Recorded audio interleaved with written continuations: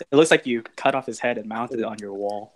It's actually a phantom lamp, and a fan in Mexico City gave me one of a Bane luchador mask, so I stuck it on top of it.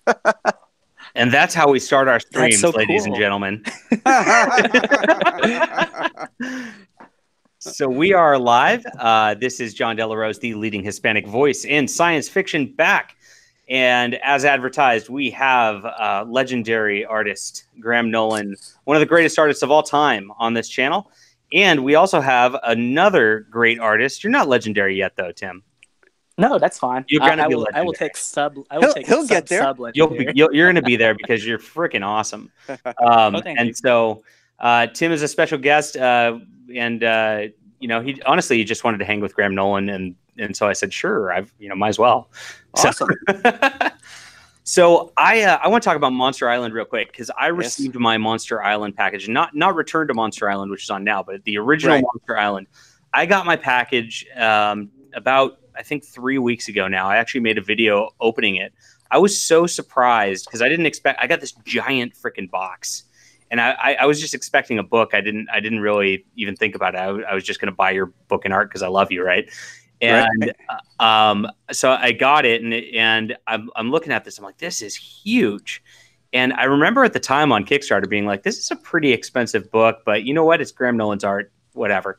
And I mean, there was a reason for it. I mean, so basically you made this book that is the size of like a real artboard, that is just like ginormous. It's beautiful. You can get all the detail just like in like just perfect quality because of that. And it's just a really nice experience reading a book like that, because it's just, it makes comics pop all the much more. But the box had that in it, it had a t-shirt in it. I mean, it was just a joy to get that, and it felt like much more of a cool experience than just getting a regular comic book. So props on that. You guys really crushed that. Yeah, Ominous Press and Sleeping Giant Collectibles. Sleeping Giant actually handled the shipping and the distribution and stuff, and they really killed it. I mean, I loved because you pledge on your own things too, to get stuff going. So I pledged, and I got my box too, and it's got the sticker on it, that big old sticker with Monster Island. Cool? That was really awesome. I was like, wow, this is really cool. Yeah, it felt like I was opening some like specialty, high end, something. I don't know. Yeah. But yeah, well, that's sort of all the whole point of if you're going to do a crowdfunding thing, a Kickstarter.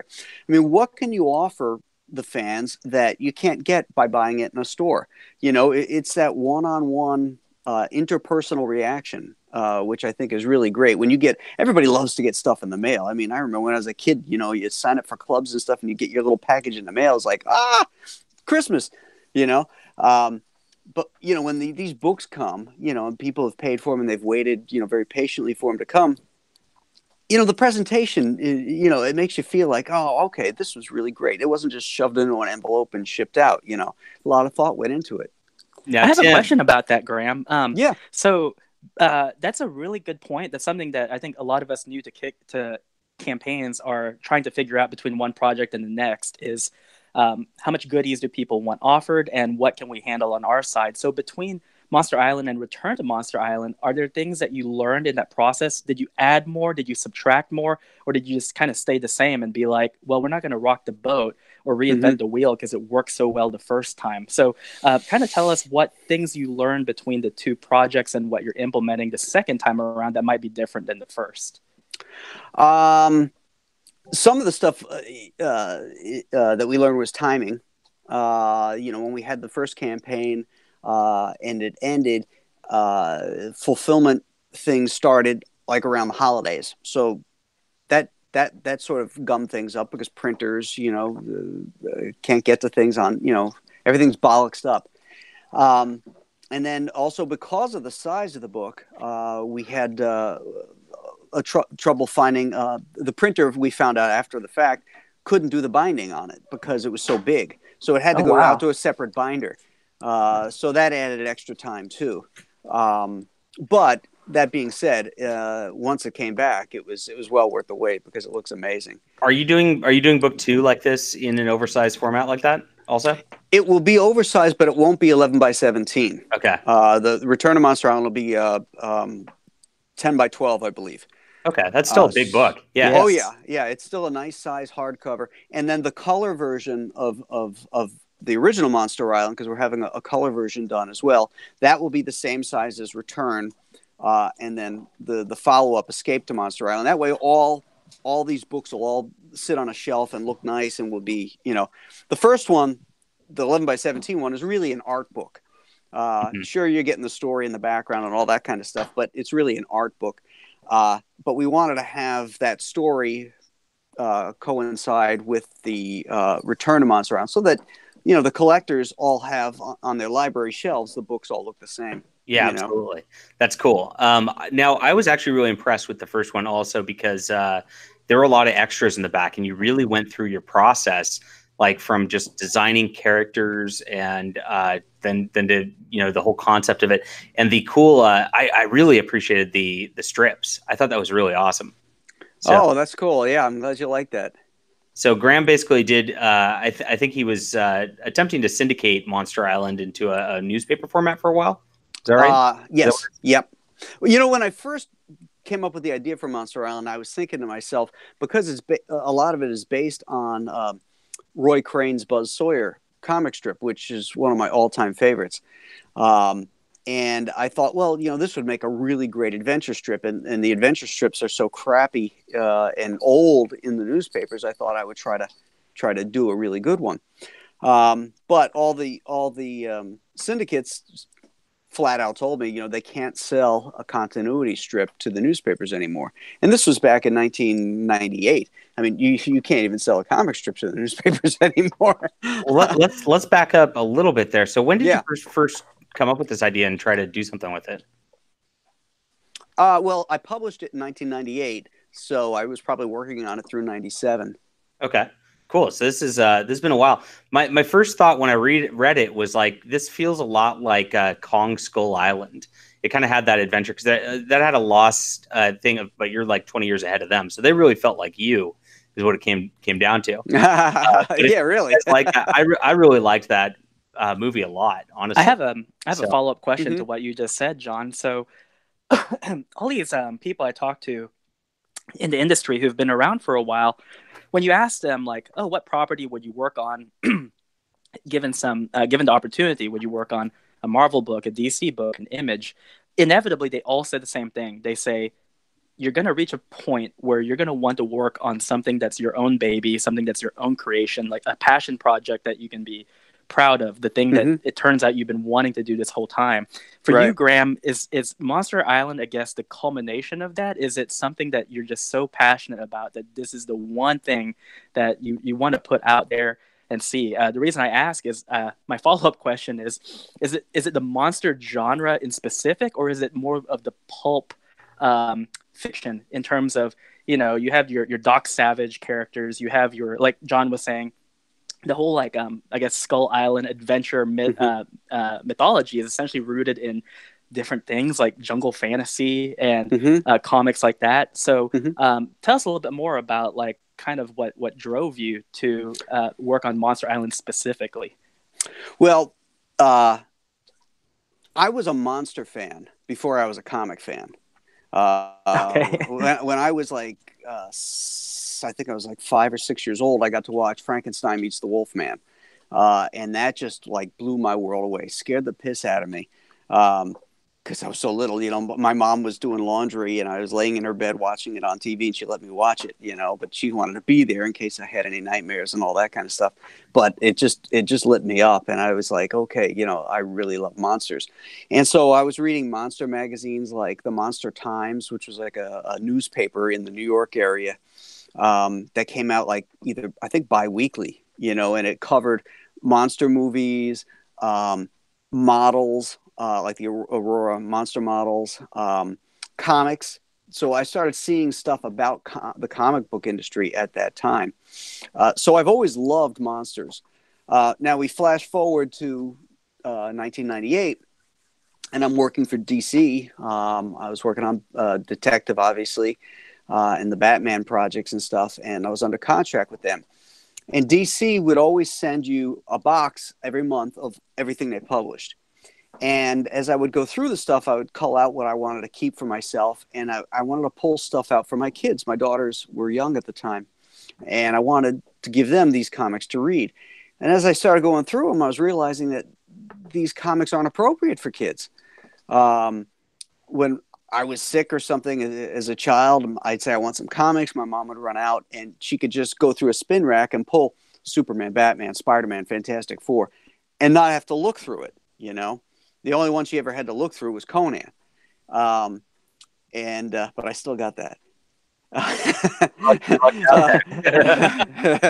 So I wanted to create something that my kids could read, you know, that I felt was appropriate for them, but was an all ages comic that adults could read too. And the way that movies used to be back in the during the Hayes Commission years, where you know, you could watch Casablanca, which dealt with very adult themes, but a child could watch it too and just enjoy the adventure aspect of it. So that's the kind of comic I set out to do. So then I said, well, what am I going to do? Well, I love monsters, you know. I was really into at the time the Buzz Sawyer stuff. I was studying Roy Crane's work. And I'm like, wow, if I mash these up, if I mashed my monster love, this stuff, this comic strips, adventure stuff. I love aviation. So, you know, they were going to be pilots. And I love the old Ditko and Kirby monster comics that they did before the Fantastic Four. So I just kind of mashed all those things together to make this all ages comic.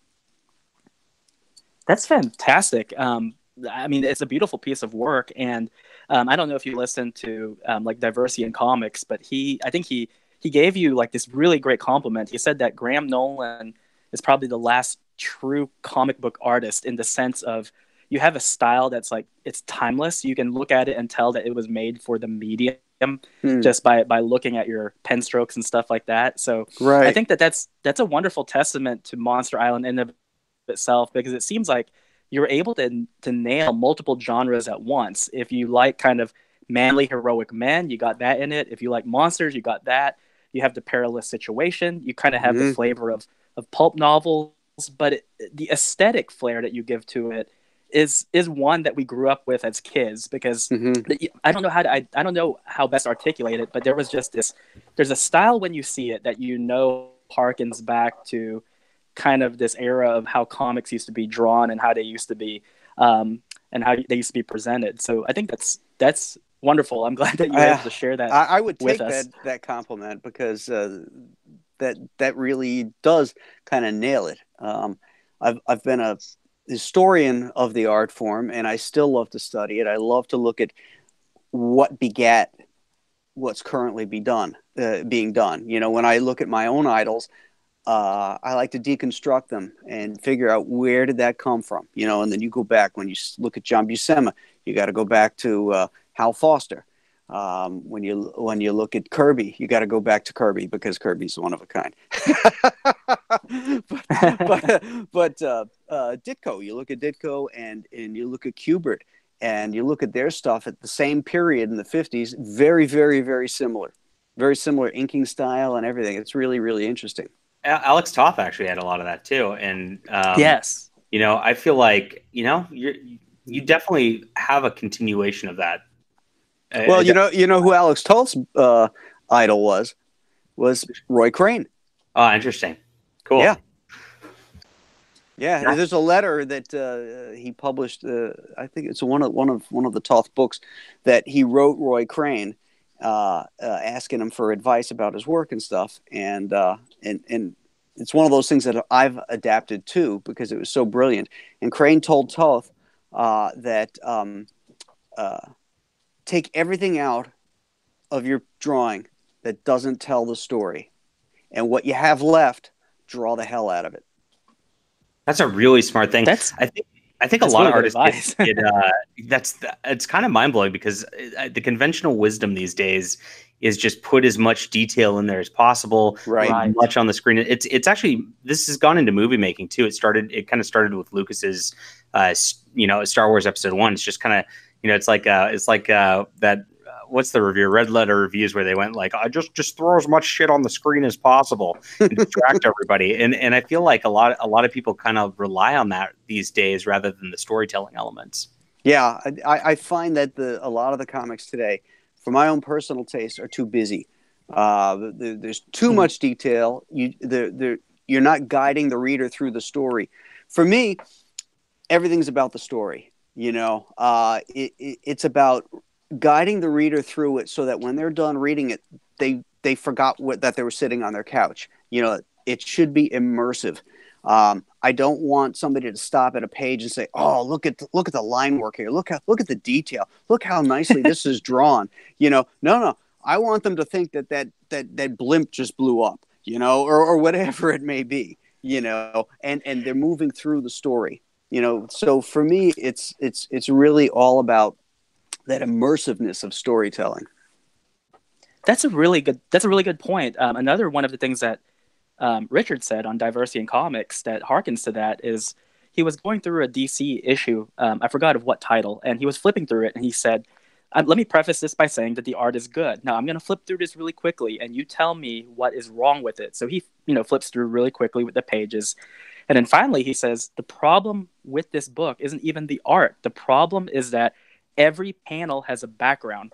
So yes, the artist has been able to demonstrate their proficiency, so the technical skill of being able to do very good detailed backgrounds. But he said, this is the medium of comics.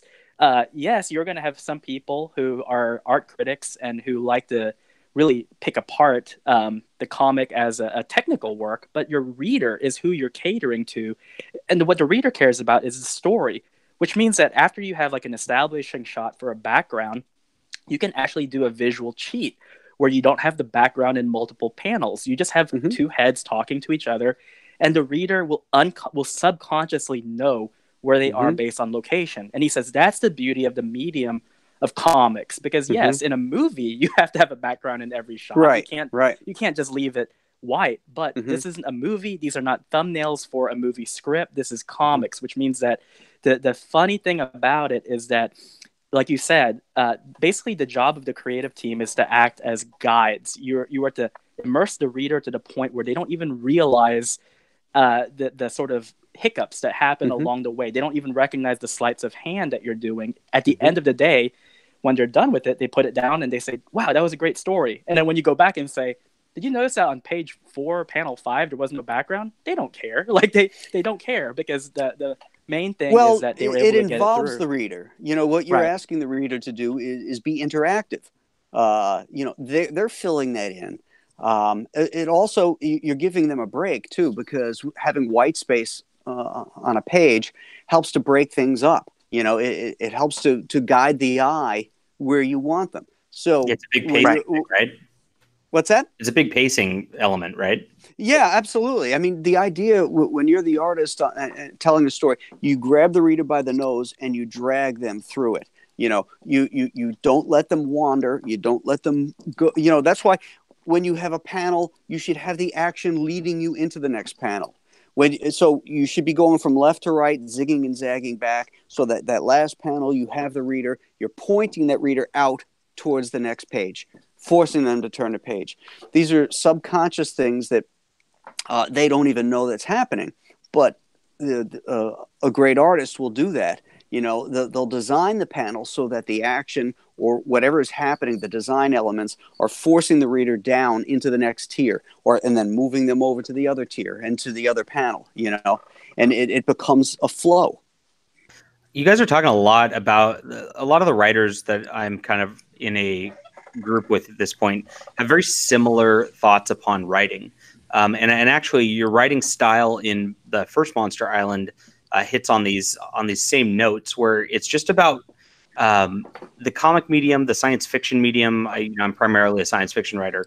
Really grew and grew in especially children's minds and in teenagers' minds. People who really love to consume these things like en masse, because of their pulp style elements, because of the fact that it is a quick read, because of the fact that it is just action driven, that you really just immerse yourself and go. And when you stop, you're just like, oh my gosh, that last page is over. And you're not sitting there, thinking about, for whom the bell tolls or Great Expectations or whatever when you're reading a science fiction book for the most part.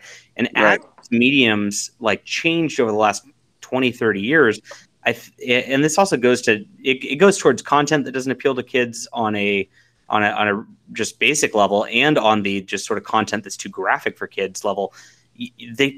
People tried to push these genres too literary almost.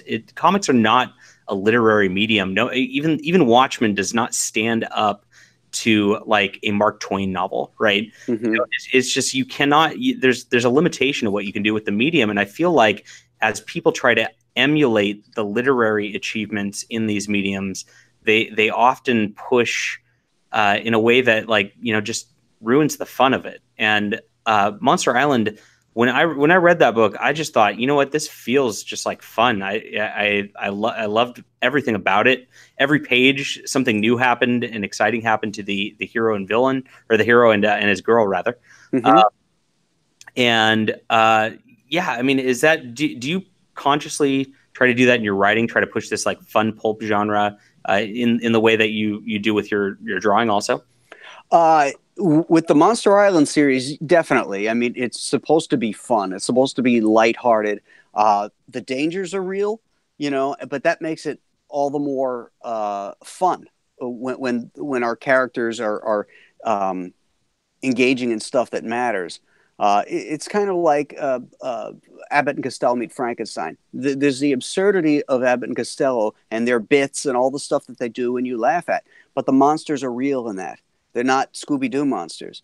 So that's what makes that movie so much fun. You got the humor of Abbott and Costello, and then you got the reality of the monster, the terror of the monsters. And of course, there's no real violence or gore in that type of a film. And so that's the kind of feeling I was trying to get across with Monster Island. Pulpy action adventure with some genuine, heartfelt emotion in it, but also real dangers. And I think if you can marry all that stuff together properly, it turns out really nice, and everybody, a wider audience can enjoy it. I have speaking of marrying. Well, actually, that's probably a bad interlude for this. I'm already married, Tim. Right, exactly. Settle down, Tim. I know, I'm getting a little bit too excited here.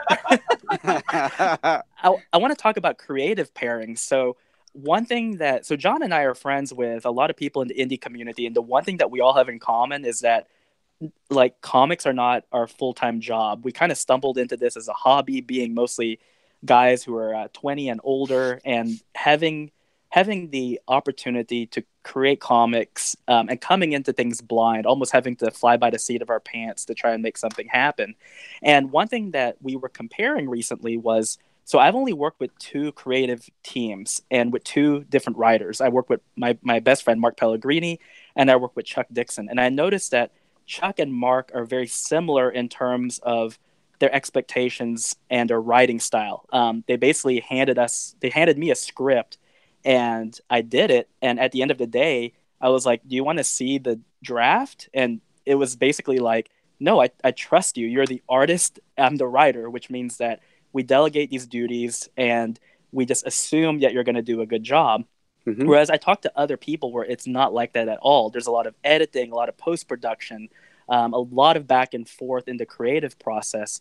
And so what I noticed with guys like John here is that eventually, over the course of months and maybe 1 or 2 projects, these friends of ours, whether they be writers or artists, they just glom onto the other pair, the other partner, just because it's like, I don't know what it is. We just work well together. Whenever people bring up Chuck, they always bring up you. And likewise, whenever people bring up you, they'll always bring up Chuck. Tell us a little bit more about the way that you and Chuck work, why it is that you guys have been such a dynamic duo, to use an often used phrase. And what is it that can make or break any pairings? Because I'm not of the, and I might be wrong here, I'm not of the mindset that you can just pair up any artist and any writer. I feel like it's almost a dance competition where you have to have 2 people who can actually merge well together.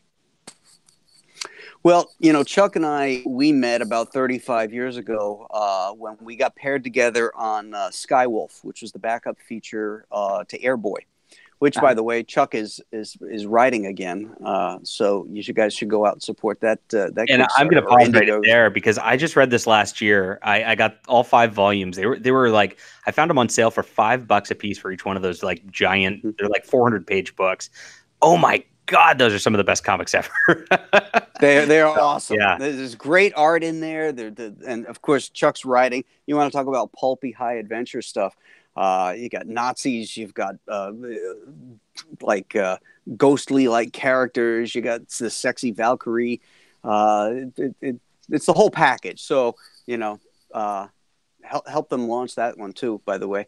So anyway, that's where we met, and we really hit it off really well, and continued to work together on a lot of different projects. And the relationship evolved, you know, as we started working together more and more. We were very like-minded. We have our differences, but we both share the same passion for comics and storytelling. You know, Chuck started off as an artist and became a writer, and I started off as a writer, becoming an artist and becoming a writer. You know, wait, did I get that backwards? Yeah, Chuck started as an artist, became a writer. I started as a writer, became an artist. No, that isn't right. You're like, nah, anyway, I've always been an artist.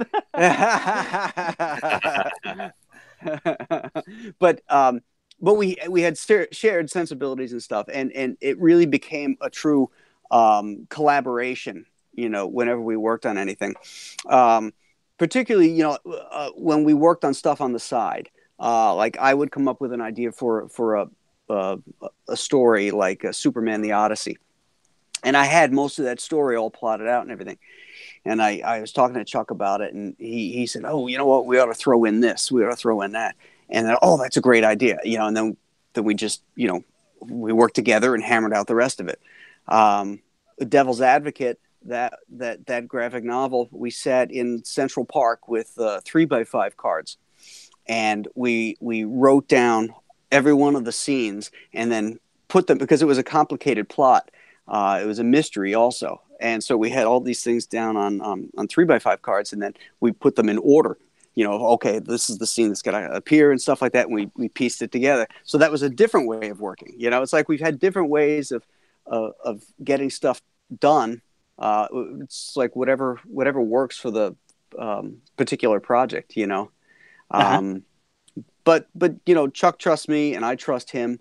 And, you know, we both have an honest relationship. If he doesn't like something I did, he'll tell me. And vice versa. If I don't think a scene is working right, you know, I have the freedom to change it visually, you know, and I'll let him know. I'll say, hey, you know what, this is going to work better if we do it this way, you know, or he'll say, you know what, I hate circular panels. Don't use circular panels. I don't know if you've ever. I don't know if you've spoken to Brett Smith recently, but I have a funny anecdote about that. When he submitted this, when Chuck submitted the script for Trump Space Force to us, I was looking through it and I was like, "This is the great Chuck Dixon. Like, I am not going to editorialize him because who am I to say that something is wrong or that I have a suggestion?" And Brett said, "You don't get how Chuck works. He is not going to be offended if what you say actually contributes to the piece, because at the end of the day, if there's a difference between editorializing and basically saying this is going to make the story a lot better." And all we did really was he had made up some names, but because Brett and I happened to know people in politics who agreed to be in the book, we just said, hey, Chuck, can we just replace this person with this person? And can we bring in a friend of ours to put some jokes in? And there was no problem, but I was waiting on pins and needles because I thought to myself, it's like, how dare you speak up to this man, like this great creator? But he was just such a joy to work with. And I can see why.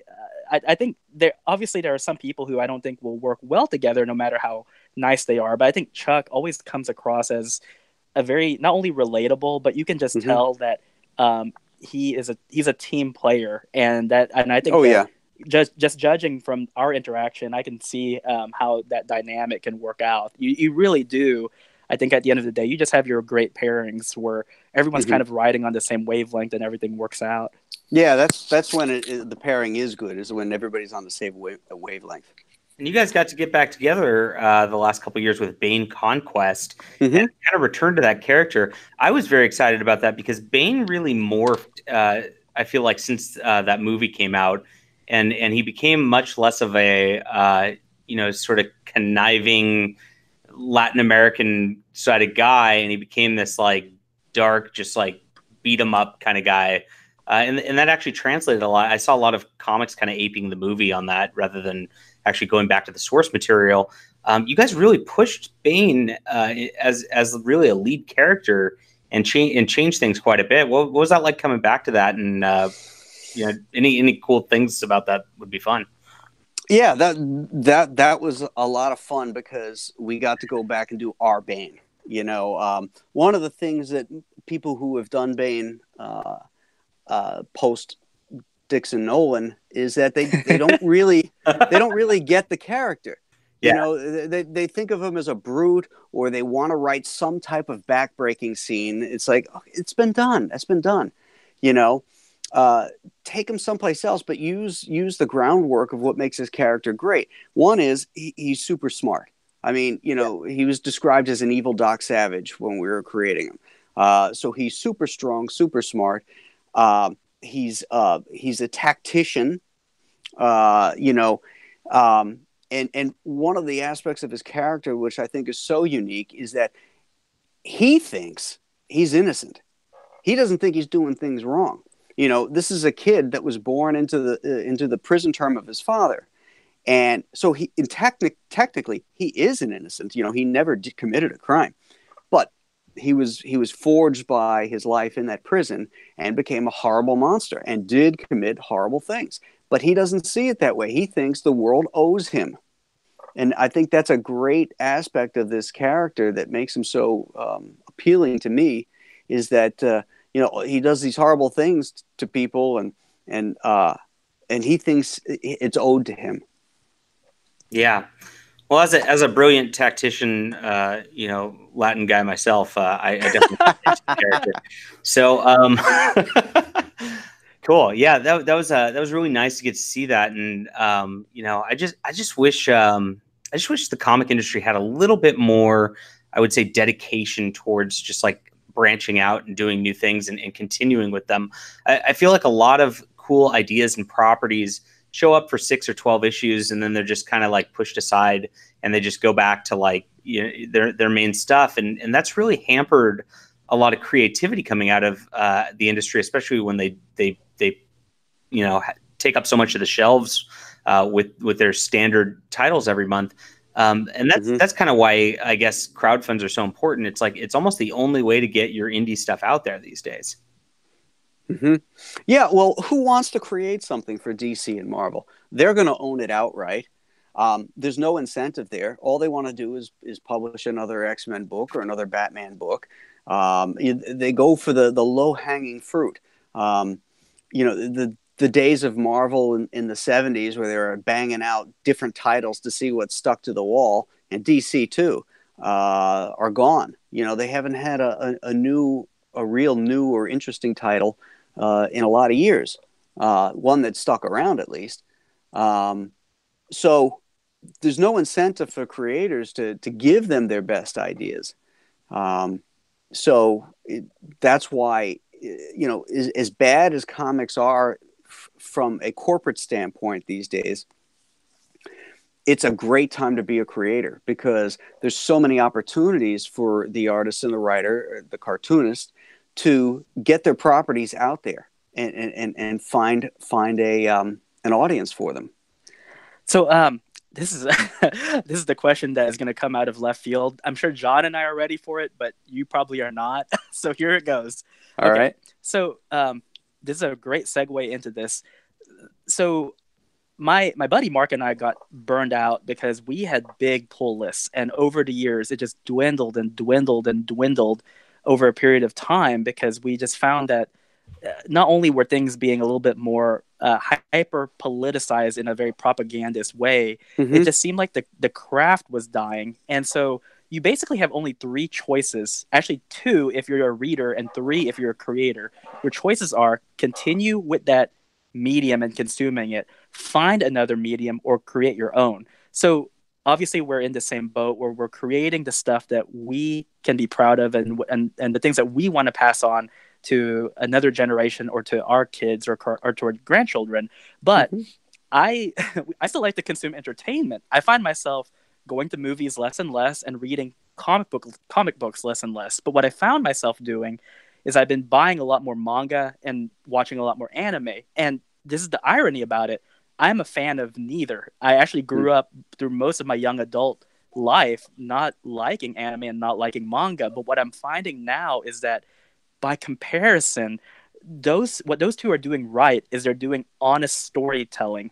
You read it, there are things in there that might be offensive, might be crass, might be lewd, but it's honest. You can tell Mm-hmm. that they're not trying to get you by shock value. They're trying to actually tell a coherent story. So you as a creator, obviously you're doing the former by creating what you want. What do you find yourself consuming now in lieu of that vacuum? Is there a niche of comics that you found that you still pay attention to, or do you find yourself watching or consuming other types of medium to try and gain inspiration or fill that creative void? Yeah, I don't read a lot of comics. Uh, for one, I'm tired of the format, the pamphlet format, and having to store it in long boxes and all that kind of stuff. So that when I do buy stuff, I'll buy collected editions, the hardcovers, the essentials, trade paperbacks, whatever. If there's something I want to read, just because it's easier to store and easier to read, all in one sitting. Um, and I also read books when I have the time. I like to do that. Um, You like I to fish like, too, I know that. yeah. Well, that's the real main thing. Is like when I have free time, um, I use my eyes and my mind a lot. Creating and thinking and all that kind of stuff. So when I need a break, I'm too wiped out to read. To be honest with you, if I start, I can't tell you how many books I've started reading that I haven't finished, even if I like them, because I just I get a page in, I start nodding off because my eyes are just so beat. So in my free time, I like to do something physical. I like to go outside in the fresh air and fish. And work out That's too. that's what I do. Yeah, I do that too. Well, that's a mental thing too. I do that first thing in the morning after my breakfast. I'll go to the gym and work out. That way, it's done. It's out of the way. I'm energized and ready to start my day. But there's also a social component too because I work out of my house. So when I'm at the gym, I go at the same time, and there's the same crew there, and we're all friends, and we bust balls, and it's a great social interaction for me, for somebody that lives at home or works at home. I got really inspired by seeing a post of yours on Facebook. And you said you used to have a lot of back pains, a lot of things like that, and really you started working yourself out, and a lot of it changed. Like it honestly did make you almost younger again. I mean, is that you definitely would say that's something that's would hold true for most young men who are having sedentary lifestyles at this point? Oh, absolutely. The worst thing that your body can do is sit still. It wasn't designed. It wasn't created to do that. It's meant to be in motion. And having a sedentary job, your hip flexors begin to tighten up. Your back, your posture, your stabilizing muscles start to loosen up because you start to lean over, and you really need to keep that stuff tight and strong as you age, because it's only going to get worse if you don't do anything. You'll It's also really start to get sad. arthritis too. Your hips will start to ache and your knees will start to ache. If I'm going to ache, it's because I lifted something heavy and I was like, oops, that hurts. Not because I was sitting around. My wife and I were talking about how sad it is because so I've been working in merchandising for the last 8 years as a freelancer. So the good thing is that I could kind of set my own hours and work the way I wanted to. But in the last 8 years, we've known 7 artists who have passed away, and they passed away young. I mean, like Mm-hmm. they were all under 64, which is young to die. And so right now, what I do is I draw for 8 hours. So I basically just treat it like a 9 to 5 job, and then that's it. Once it's done, it's done. What would Yeah. what's your workload like, and what would you recommend for artists who can kind of set their own schedule? What do you think is a proportionate time to be sedentary versus active? Mm-hmm. I think you hit it right on the head, because that's how I've had most of my career. I work a 9 to 5, an 8 hour day, so to speak. It doesn't have to Right. be particularly 9 to 5, but I try to work an 8 hour day. And of course, it's deadline dependent, so if I'm in Western New York in the wintertime, it's freezing. There's nothing to do. So after dinner, I'll come back downstairs and I'll go to work for a couple more hours. And I'll sometimes I'll just work on stuff I want to do, or I'll work on fun things, just to lighten it up a little bit. But you can't pull all nighters. You'll pay for that later on. You have to have a set. You have to have a set schedule with the real world, so you can interact with the real world and feel like a human being as well. Do you have one of those Vera desks? Like, do you draw standing up? No, Oh, I okay. got an old illustrator's desk that it's basically this giant steel thing that holds any size piece of wood you want to put on it for your tabletop. So I've got this gigantic plywood top, on this big metal base. Cool. Yeah, I didn't know if Veridesk were a scam or not. I like the idea because um, I like walking. I actually like standing up. It never bothered me. Like on those days when you're late for church during like Easter or Christmas, I was the type of person who did not mind standing at the back. Always in the back row, yeah. Yes, sir. And so I always thought to myself, we were actually having this debate because in my family we have a lot of medical people, and this is back and forth whether or not these Veridesks are actually beneficial or not. And Yeah. part of me is thinking, well, I don't know. I kind of like having an upright posture, so I can see why that would be like a good thing. And other people are like, like, nah, it's different because you're performing a hunched over motor activity, so it doesn't matter if you're standing or sitting. So, Yeah. but I'm yet to find someone who actually owns one of these things to I ask. want to get one pretty badly, and I might do so in the next couple months here, because I want to start walking and moving while I'm writing and stuff, because it's just, I don't know. I feel like I'm sitting around too much. Yeah. Well, yeah. if you're writing, you're typing, I think those desks are fine. But I don't see how you can draw or particularly ink on them. Definitely. Unless it's digital. I mean, because you would be hunched over. You got to get your eyes right at that level. You got to get that angle. And it'd be hard not to shake, right? I would think. Move around, yeah. Do you work completely traditional these days, Graham, or do you do digital, or do you just do one or the other, or a combination of both? I do a hybrid, actually. Okay. I've got an iPad Pro, which I'm talking to you on right now. Me too. They're great. And I do all my layouts on the iPad Pro, which I love because it really makes importing reference real easy. If I need to trace something, I've got that. I can use. There's perspective tools I can use, and I can move things around. Like if that figure, he's too small in the background, I can just make him bigger, or the head is too big on somebody. I got to shrink that head. He's got a giant melon. Do you use Procreate as your program? I do. Good. Okay. But next I'm year, on the right track. Adobe is supposed to come out with a iPad full version of Photoshop. Oh my gosh! The only problem with it is I upgraded my computer this year because I've had the same computer for 9 years, and it's finally slowing down on me. I got an iPad Pro last year, and I was shocked to find out that Photoshop is subscription only. I mean, yes. I had no idea. That actually infuriated me.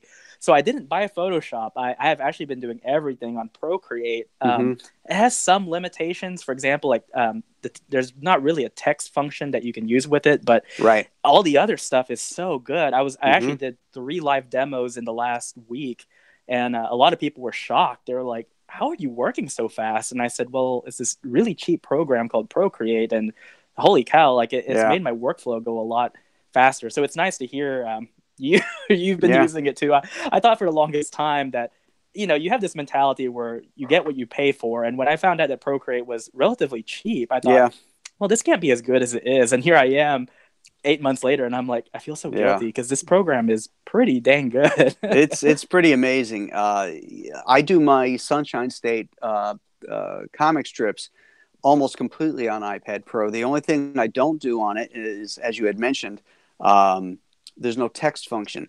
Right. So I have to, after I get it laid out, I import it into Photoshop on my computer and then put the text in and then drop it back into Procreate, and then I'll ink it and do everything there. I can color it in Procreate, but just for those kind of basic colors, it's a lot easier to use the paint bucket tool in Photoshop. So I'll bring it back into Photoshop one more time to finish it off. Now, if you ever do, let's go ahead. Monster Island a little bit, because we want to sell this, and I like to cut these things off at an hour because I don't like to go all night. Buy Monster Island for anyone listening. Buy Monster Island. Let's look at Monster Island real quick. Return to Monster Island. Sorry. Yeah. So did you color this yourself too? No, that's colored by Nanjan. I think Nanjan Jambori. Cool. Those are beautiful dynamic colors. He's great. Yeah, he's doing a great job. Now the colored version of Monster Island, which is part of the Kickstarter as well, that's colored by Greg Wright. Okay, cool, nice. Okay, so book one, basically, it's Mac and Duke. They found an island. It appeared out of nowhere. It's not on any maps or anything like that, and all this crazy stuff happens on it. Mm-hmm. I won't spoil it from there, but other than they eventually do have to leave the island, which is going to be obvious and return to Monster Island, right? Right. Right. So here, what? How long has taken place since they've returned? Where's the story go with this one a little bit? Okay, so at the end of the original Monster Island, our characters restored order to the island because it was sort of a coup that went on there. They restored order, and they had to get off within 24 hours because the aliens that are on the island are basically the capitalists of the universe, and the island is a repository for all the problem monsters in the universe. So they provide the service, and they go and they remove these monsters for a price, and they keep them on the island. So the island phases in and out of different parts of the universe depending on their clients every 24 hours. And so when Mac and Duke got stuck there, they had 24 hours to get off. So they end up getting off, and now 2 years have passed. And they get a call from, or they get called back to the aircraft carrier. This time it's the USS Theodore Roosevelt, the big stick, because the island has appeared again. This time it's hovering above the Bering Sea. And they're racing to get to it because they need Mac and Duke to contact the Gooch and find out what's going on, why are they back, all that. But because it's in the Bering Sea, the Russians are now steaming towards it too. All right. Yeah, the commies, the commies want the commies want the tech. They want to change the balance of power, so they want to get there first. Now, this is a family show, so I'm not going to say it the way I want to say it, but Mac and Duke better F up the commies. Look, they'll get their just desserts. That's for sure. So they now Mac and Duke get stuck back on the island again, and these two Russian pilots get stuck there too. So they sort of have to work together, but maybe they're not working together. Maybe each one has their own objective. Be a nice dynamic. Yeah. Yeah. So, and there's another faction on the island that wasn't there before that is causing all these problems. Now, I've seen some previews, and at the end of Monster Island 1, Mac and Duke they're getting kind of smoochy there at the end. Right. And it looks like from the previews that there's some rocky things that happen there to add to the conflict also too. That's right. When a man can't commit. Terrible. You got to commit. The ladies are going to walk. Yeah, manly men of that sort lead a solitary life. We'll Yeah. put it that way. Well, All right. he's solitary now, so. So what do we so what's your recommended back? Like if you guys obviously it's probably best to get Monster Island proper first, right? Yeah, well, yeah, and at the $65 level, you can get both hardcover books. Yeah, both hardcover books are right here. Yep. So Nice. well worth it. They're going to be oversized. We got to get Graham some good money here, guys. This is important. Now, I always talk about. I always want to let people know on Kickstarter because a lot of people are using Indiegogo kind of in our circles right now, and Indiegogo does allow this like flexible goal sort of thing, Mm-hmm. where if you don't quite make your goal, you can still get everything and all that. Kickstarter doesn't work that way, guys. We need to reach this goal in order for this comic to get produced, and this is so important.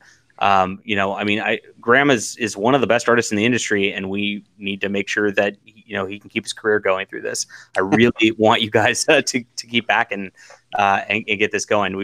You've had 2 backers new during the stream. I don't know if I can take credit for it, but I'm going to. So You should definitely take credit for it. Yeah, people that follow comics, that are on my Facebook page and various groups I'm in, complain about the state of comics and the kind of comics that are being made. Well, this is the kind of comic that people have been asking for. And so I'm just going to ask you guys to go ahead and support it. Nothing speaks like success. So if you can support this comic, we'll know for sure that you mean what you say and that these are the kind of comics you want. They're fun. They're all ages. Anybody can enjoy it. I'll and it's not going to talk down to you. A couple of people have mentioned in the chat about all ages so far. I did read this. I enjoyed it. It's a very good pulp, or at least the first book. I haven't read the second, obviously, yet. It is a very good pulp style adventure. My 10-year-old came up to me and saw me reading it because it was a giant book. He was impressed by just how large the book was, and asked me if he could read it. I said yes because I read it. It seemed fine.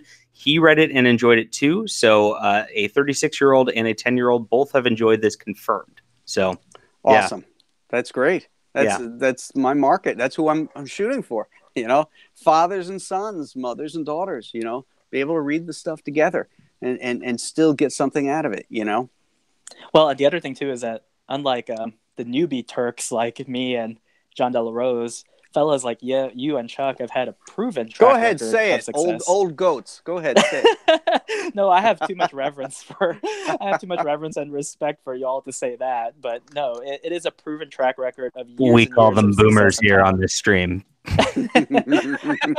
I always thought that boomer referred to just anyone who is over 30 who's not good at technology. That would include me, so I would have to lump myself into there. So yes, if you're listening, Graham Nolan, definite proven track record of success, not only in comic strips and in comics, but just in creativity as a whole. So be sure to back this project. It looks fantastic. Thank you, guys. I appreciate that. Yeah. Any last words from any of you guys? We've got a week left. So, if we can, the sooner we get this thing funded, the sooner other goodies can get unlocked, and we can start moving forward, which benefits everybody that pledges to it too. So, when those goals get met, everybody benefits from it. So, if you're thinking about it, I just ask, just do it. Don't wait till because you'll forget. And then if it doesn't get funded, it doesn't get made, And guys, here's another thing that's different from Indiegogo. Kickstarter does not charge right now. It charges at the end of the campaign. So if you're waiting for a check or something like that, you can safely back, and it's not going to come. It's not going to hit your credit card statement for another 7 days. So that's cool. It's kind of a benefit of Kickstarter. You can pledge now, pay later. Yeah, that's a good point, John. Yeah.